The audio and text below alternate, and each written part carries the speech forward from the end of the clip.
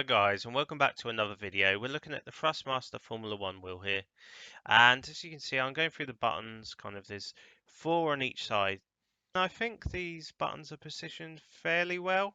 I think if you're used to other Thrustmaster wheels, they have different button boxes to this kind of style, but it's not particularly that bad.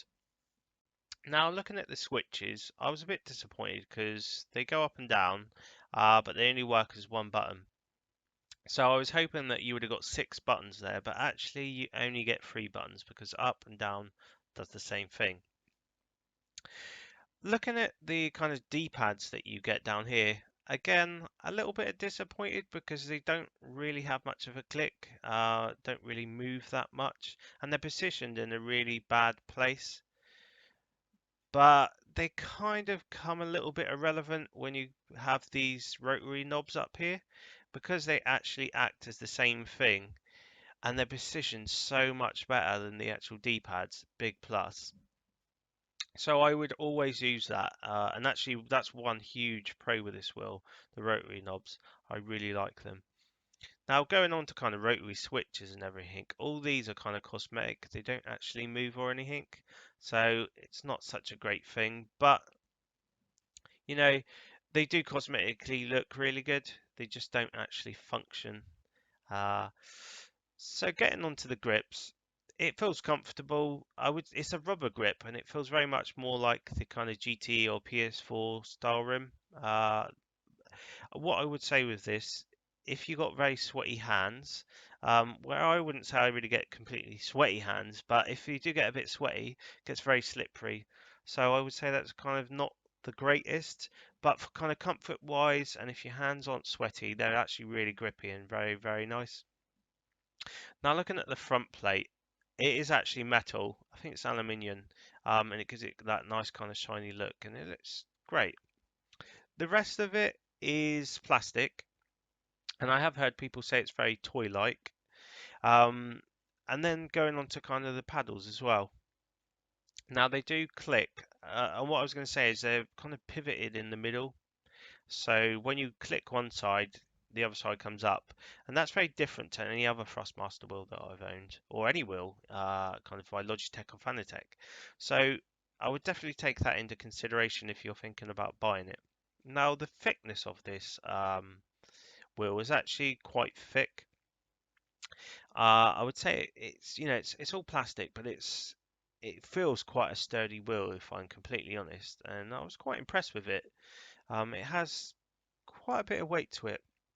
And also there's the Thrustmaster quick release system, which is standard on any Thrustmaster wheel, and it works very, very good as intended.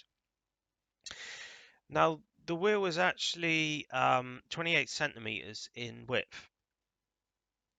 Now this is pretty much standard for most Thrustmaster wheels at 28 centimeters.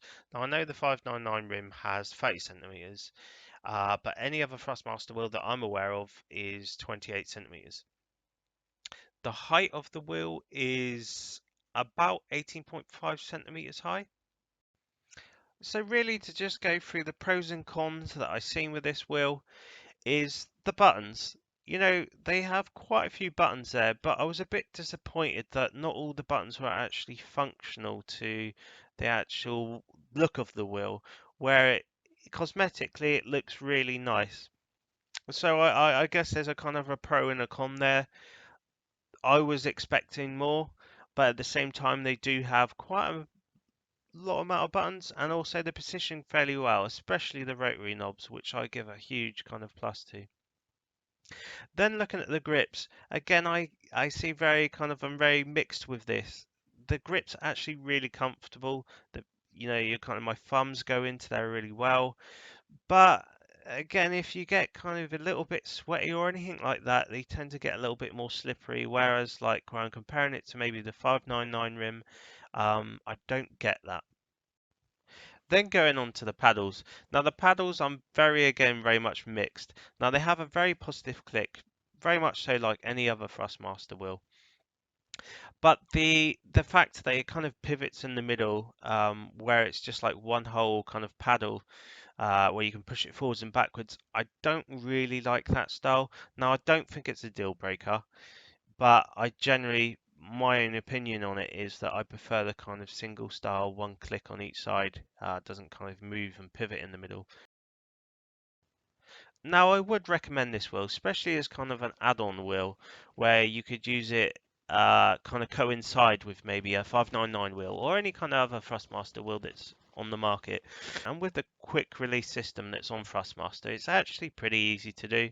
So I would recommend this wheel.